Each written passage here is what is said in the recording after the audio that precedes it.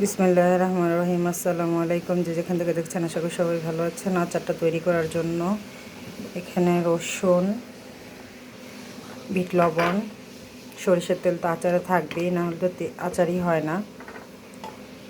থাকবে গরম মশলা, এলাচ এবং দারচিনি গুঁড়ো করা, শুকনো মরিচ বা চিলি ফ্লেক্স, পাঁচফোড়ন, আর হচ্ছে সরিষা টালা, সাথে থাকবে একটু ভিনেগার, স্বাদ মতো চিনি আর নর্মাল লবণ। এই দিয়ে আচারটা আমি সুন্দর করে কেটে ধুয়ে বেছে পরিষ্কার করে রোদে শুকিয়ে নিয়েছি। এখন সবগুলো মশলা দিয়ে আমি আচারটা খুব ভালো মতন জাল করে নিয়েছি। রসুনের পরিমাণটা একটু বেশি দিয়েছি এবং শুকনো মরিচ বা চিলি ফ্লেক্সটা একটু বেশি দিয়েছি।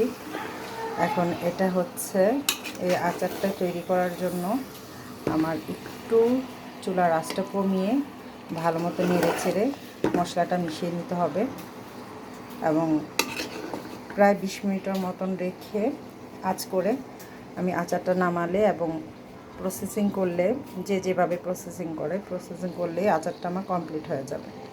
ঠিক একইভাবে আমি এইভাবেই এই আমের আচারটা তৈরি করেছি। এটা হচ্ছে একটু কাটার সিস্টেমটা অন্যরকম করেছি। চামড়াটা ফেলে রোদে শুকিয়ে এভাবে লম্বা লম্বা করে কেটেছি। আর এটা হচ্ছে চামড়া সহকারেই এভাবে কিউব কিউব করে কেটেছি। একই প্রসেসিং, দুইটা আমের কাটার ডিজাইনটা দুই রকম।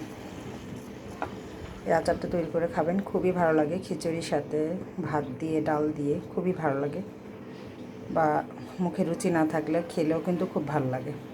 আসসালামু আলাইকুম।